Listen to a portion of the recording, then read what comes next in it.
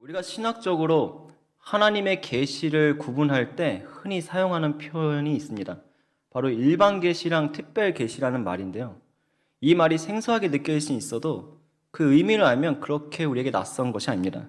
일반 계시, 특별 계시, 주님께서는 자신의 존재를 이 두 가지의 방법으로 우리에게 알려주십니다. 일반적인 계시와 특별한 계시죠.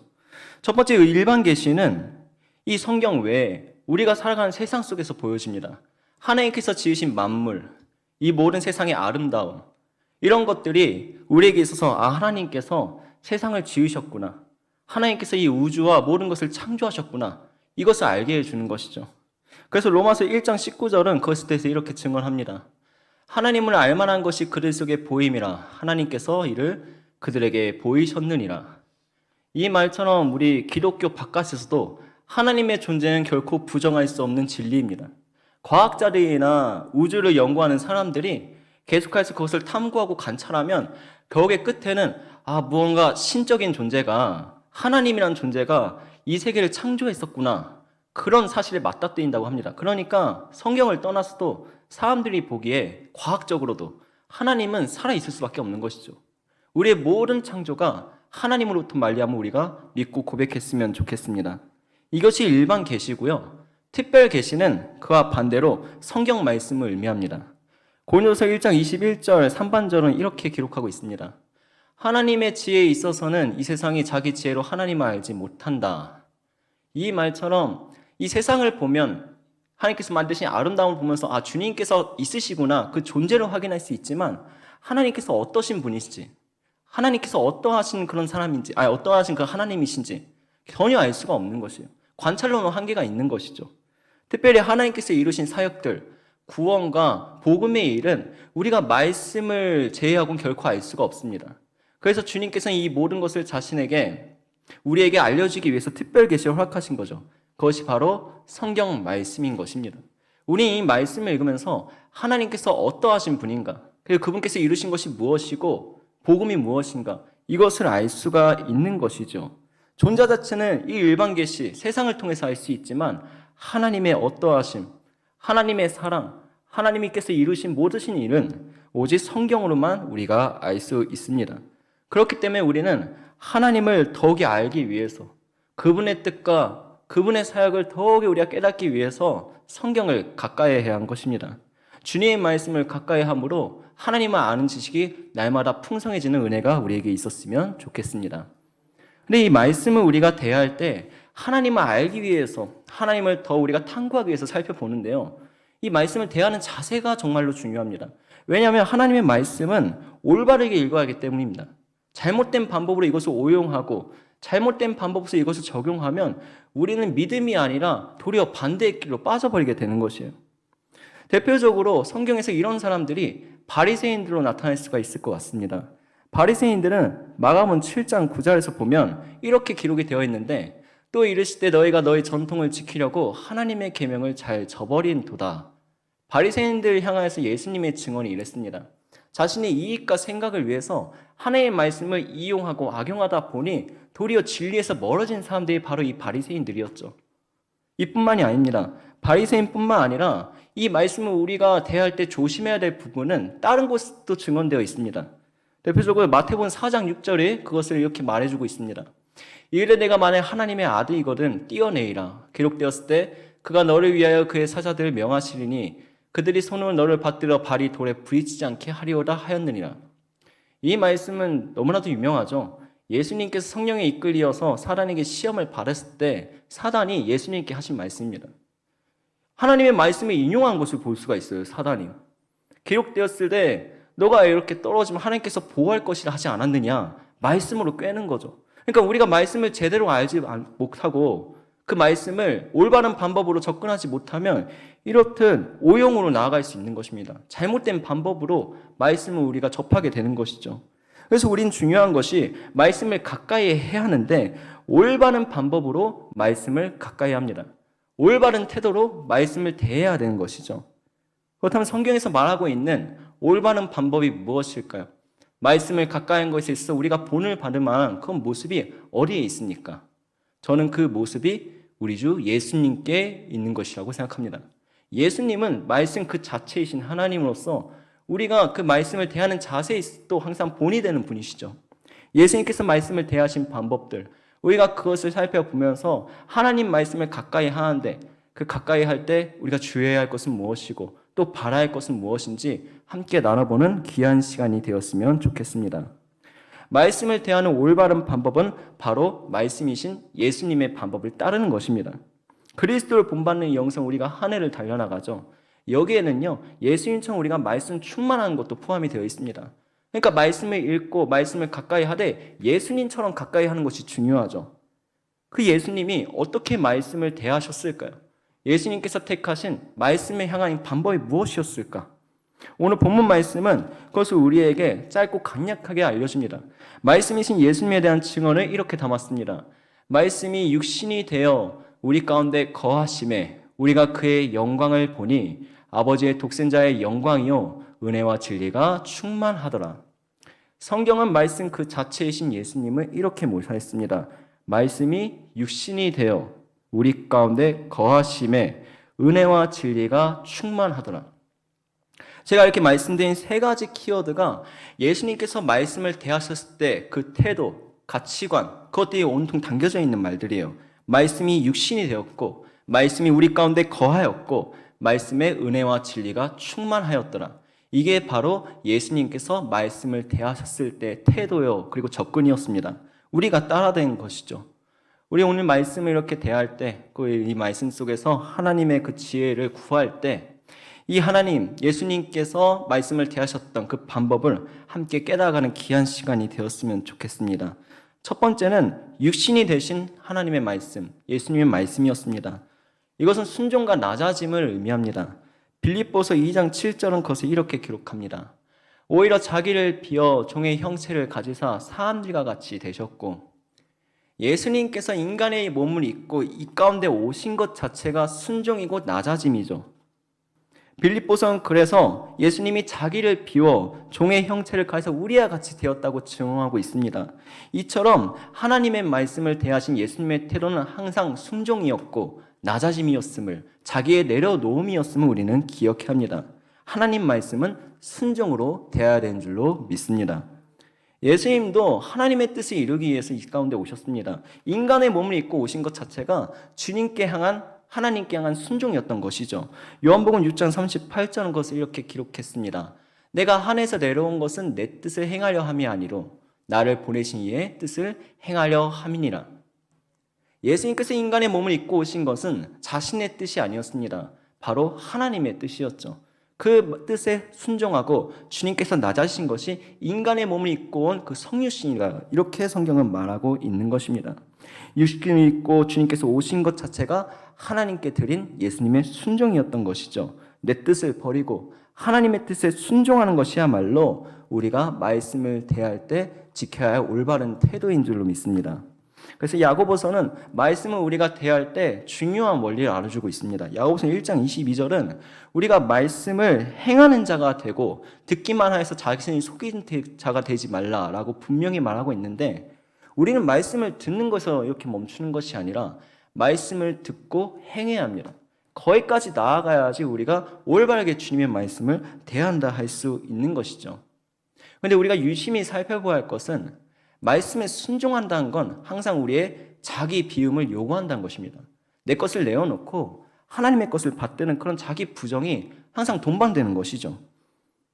자신의 뜻을 가지고서는 결코 하나님의 뜻을 순종할 수 없기 때문입니다. 그 둘은 항상 이렇게 동반되는 것이에요. 이것을 잘 알려주는 예가 성경에 등장하는데 그것이 바로 가나의 혼인잔치입니다. 요한복음 2장 5절 말씀은 그것을 이렇게 담고 있습니다. 그의 어머니가 하인들에게 이르되 너에게 무슨 말씀을 하시든지 그대로 하라 하니라. 가나 혼인잔치에서 가장 주된 그 메시지는 우리가 주님의 말씀에 순종했을 때 나타나는 결과를 알려주는 것이에요. 하나님의 말씀에 순종한 것이 정말로 큰 복이고 은혜다, 이걸 말해주는 것이죠. 이 가나 혼인잔치의 예, 우리가 더 깊숙이 파고들면요, 하인들이 했던 순종이 결코 쉽지만은 않았던 것을 알 수가 있습니다. 당시 이스라엘 사회에 있어서 혼인잔치는 너무나도 중요한 자리였습니다. 7일 동안 계속되는 그 긴 여정들 동안 이 혼인잔치가 열리면 그 주최자는 이 이스라엘에 있는 유명한 사람들, 유명한 학자들, 교사들, 정치인들 다 모셔다 놓고 성대하게 파티를 열었습니다. 근데 그런 자리에 빠져서는 안 되는 것이 있는데 그것이 바로 포도주인 것이죠. 포도주. 만약에 이 7일간의 시간 동안 포도주가 중간에 없어지거나 다른 곳으로 바뀌게 되거나 상하게 되면 그 연회장, 이 파티를 혼인잔치를 여는 그 연회장이 아주 큰 책임과 질타를 받게 된다. 이렇게 이렇게 전승은 우리에게 알려주고 있습니다. 이스라엘 사회에 있어서 그만큼 혼인잔치가 아주 중요했던 자리죠. 포도주에 문제가 생기면 이거는 그냥 사소한 문제로 끝내는 것이 아니라 명예와 실추까지 당할 수 있는 심각한 일입니다. 그런데 이 하인들이 예수님께 들었던 그 말씀을 순종한 것은요, 그 배경을 살펴볼 때 더 어려운 것이고 대단한 것이에요. 이 하인들이 연회장의 그 요청을 받고 포도주를 다루는 일을 맡게 되었는데요. 이게 하루 이틀의 일이겠습니까? 이스라엘 사람들로서 이 포도주가 얼마나 지금 중요한지를 알고 있을 것입니다. 그런데도 불구하고 예수님께서 저 포도주 단지에 물을 따르라 했을 때 그 명령을 지킨 건 쉽지가 않습니다. 지금까지 지내왔던 경험들, 과거의 이스라엘 통해서 알렸던 사실들에 의하면 포도주는 절대로 오류가 생겨서는 안 돼요. 문제가 생기면 그것이 심각합니다. 이것을 알고 있음에도 하인들은 예수님께서 하신 말씀을 그대로 따라서 포도주에 물을 따른 것이죠. 그때 어떤 일이 일어납니까? 그 하기 어려운 순종을 하고 나니 놀라운 일이 펼쳐졌습니다. 바로 물이 포도주로 변하는 기적이 일어나게 된 것이죠. 사랑하는 성도 여러분들, 이처럼 우리가 나의 경험들, 나의 생각들, 나의 뜻들이 하나님의 말씀과 충돌될 때가 있을 것입니다. 그런데 그때야말로 우리가 하나님께 순종해야 되는 때인 줄 믿습니다. 그 순종을 우리께 주님께 드리면요, 우리는 이 포도주가 물이 바뀐 것처럼 놀라운 기적과 은혜와 능력을 경험할 수 있는 것이죠. 그렇게 우리가 하나님 앞에서, 말씀 앞에서 나의 뜻을 고수하고 고집을 부린 것이 아니라 내 것을 내어놓고 순종으로 주님께 영광 올려드리는 모두가 되었으면 좋겠습니다. 그럴 때 우리가 주님께서 주시는 이 말씀의 능력, 말씀의 은혜를 경험하게 되는 것이죠. 이처럼 첫 번째 주님께서 육신을 입고 오신 그 말씀의 모습은 순종이고 낮아짐이었습니다. 주님께서 알려준 교훈이 그것이죠. 순종으로 대하고 자기 비움으로 항상 우리가 주님 앞에 나아갑니다. 두 번째는 거하심의 말씀이었습니다. 임재와 영광을 의미하는 것인데요. 이 말씀을 다시 한번 살펴보겠습니다. 요한복음 1장 14절을 한번 보겠습니다. 말씀이 육신이 되어 우리 가운데 거하심에 우리가 그의 영광을 보니, 여기서 이 거하심이라는 단어가 정말 중요한데요. 이 거하심이라는 말은 그 구약의 장막에, 성막에, 성전에 하나님께서 임재하셨던 그 영광을 뜻하는 말로 이렇게 변환이 된 것입니다. 그러니까 구약에서 성전을 통해서 하나님께서 살아계심을 나타내시고 영광을 드러내셨던 것처럼 예수님께서 이 말씀을 오실 때 주님의 영광과 주님의 살아계심과 주님의 그 임재를 아주 충만했던 것이죠. 이처럼 우리가 하나님의 말씀을 대할 때는요, 우리 가운데 주님의 임재가 있습니다. 주님의 거하심이 있는 것이죠. 예수님의 말씀은 온통 하나님으로 가르쳤습니다. 하나님이 없던 구석이 없습니다. 항상 하나님을 가르쳤던 주님의 말씀이었어요. 또 오직 하나님의 영광을 나타낸 예수님의 말씀이었던 것이죠. 선막에 주님의 영광이 충만했던 것처럼 예수님께서 선포하신 모든 말씀 가운데는 하나님의 영광이 가득했습니다. 요한복음 14장 10절은 그것을 이렇게 말합니다. 내가 아버지 안에 거하고 아버지는 내 안에 계신 것을 내가 믿지 아니하느냐? 내가 너에게 이르는 말은 스스로 하는 것이 아니라 아버지께서 내 안에 계셔서 그의 일을 하시는 것이니라. 예수님은 이렇게 고백합니다. 내가 아버지 안에 거하고 아버지는 내 안에 계신 것을 네가 믿지 아니하느냐.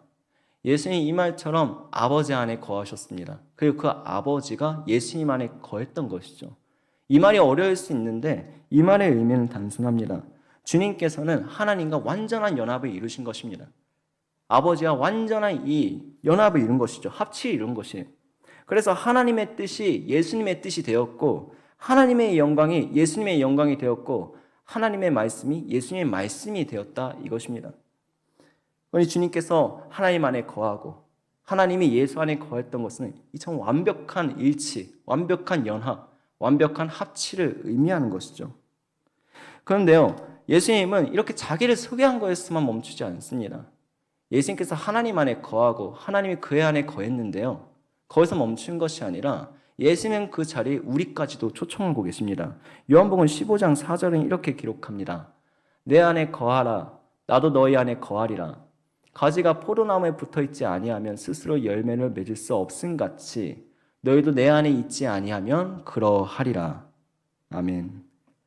이 말씀처럼 예수님께서는 당신이 하나님과 함께 거하셨던 것처럼, 그리고 하나님이 예수님과 함께 거하셨던 것처럼 우리가 예수님과 함께 거하기를 원하고 계십니다. 우리의 뜻이 예수님의 뜻이 되고, 우리의 능력이 예수님의 능력이 되고, 우리의 기쁨이 주님의 기쁨이 되는 그런 연합을 우리에게 바라시고 계신 것이죠. 바라기는 주님의 이 초청에 우리가 아멘으로 응답했으면 좋겠습니다. 주님께서 우리를 부르실 때, 내 안에 거하라 그렇게 말씀하실 때, 네 주님, 우리가 주님께 거하겠습니다. 주님께 나아가겠습니다. 그렇게 고백하는 우리 모두가 되었으면 좋겠습니다. 여기에 우리에게 비결이 있는 것이죠. 어떤 비결인가요? 열매를 맺을 수 있는 비결이 있습니다. 말씀을 우리가 항상 듣고 아멘하고 그것을 공부하면서 들으면서 나아갑니다. 근데 이 말씀을 순종한 것이 너무나도 어렵죠.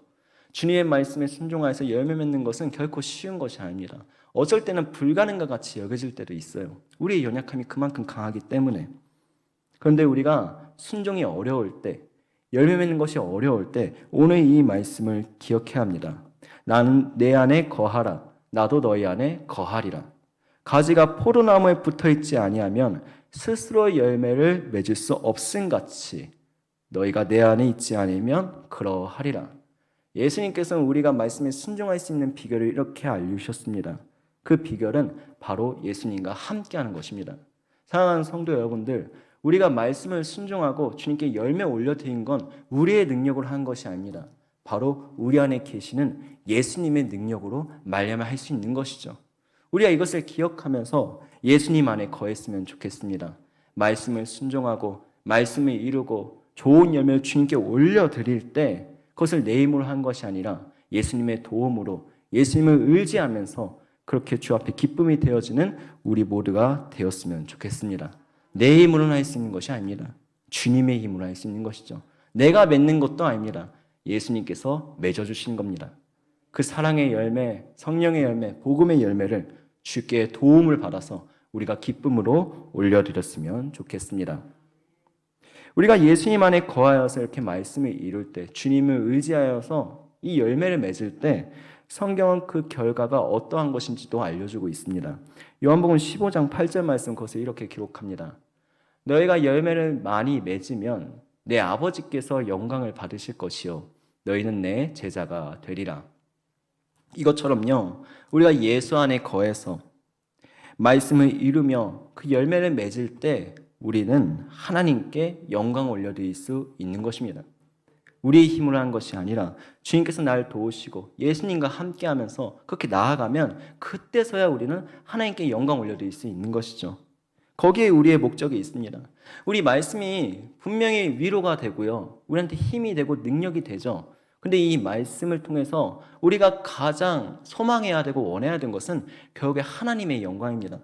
이 말씀이 이름으로써 주님께서 받으실 그 기쁨과 주님께서 받으실 그 영광, 이것을 위해서 우리가 열심히 다해서 나아간 것이죠. 우리의 기쁨, 우리의 위안, 우리의 위로는 그것에 따라오는 것입니다. 거기에 말씀을 우리가 순종하며 나아갈 때 항상 목표점이 하나님의 영광이었으면 좋겠습니다.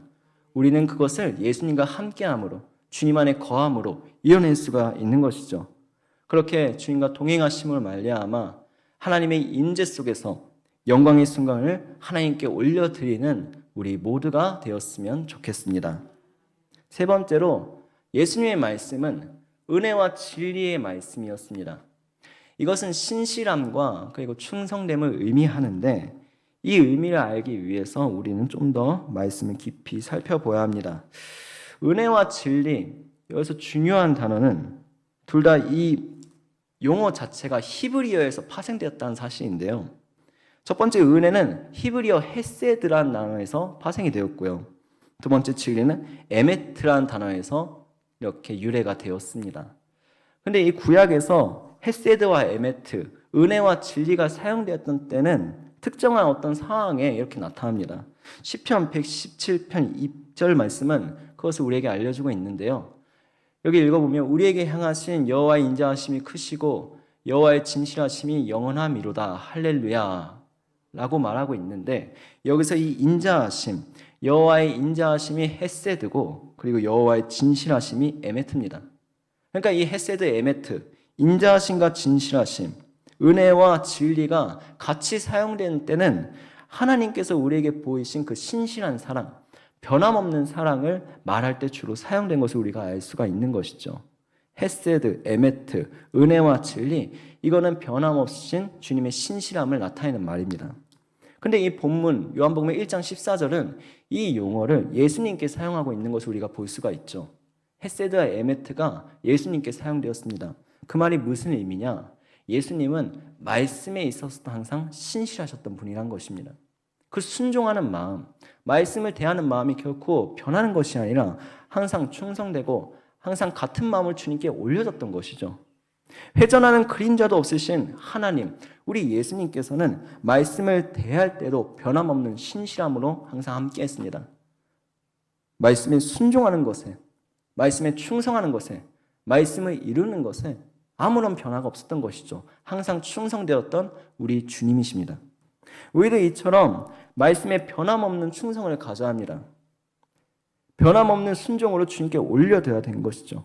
씨 뿌린 자의 비유는 그것을 우리에게 잘 알려주는 예화입니다. 마태복음 13장을 다 같이 읽도록 하겠습니다. 아무나 천국 말씀을 듣고 깨닫지 못할 때는 악한 자가 와서 그 마음에 뿌려진 것을 빼앗나니 이는 곧 길가에 뿌려진 자요. 돌밭에 뿌려졌다는 것은 말씀을 듣고 즉시 기쁨으로 받되 그 속에 뿌리가 없어 잠시 견디다가 말씀으로 말미암아 환난이나 박해가 일어날 때에는 곧 넘어지는 자요. 가시떨기에 뿌려졌다는 것은 말씀을 들으나 세상의 염려와 재물의 유혹의 말씀에 막혀 결시하지 못하는 자요. 좋은 땅에 뿌려졌다는 것은 말씀을 듣고 깨닫는 자니 결실하여 어떤 것은 100배, 어떤 것은 60배, 30배가 되리라 하시더라. 이 씨 뿌린 자의 비유가 알려준 것처럼 우리가 말씀 앞에 항상 충성되어지고 그 말씀 앞에 항상 변함없는 사랑을 바쳐야 되는 것이죠. 우리 마음밭이 뿌리 없는 마음밭이 되어서는 안 됩니다. 그래가지고 사단한테 말씀을 빼앗겨서는 절대 안 되는 것이죠. 동시에 돌밭이 되어서도 안 됩니다.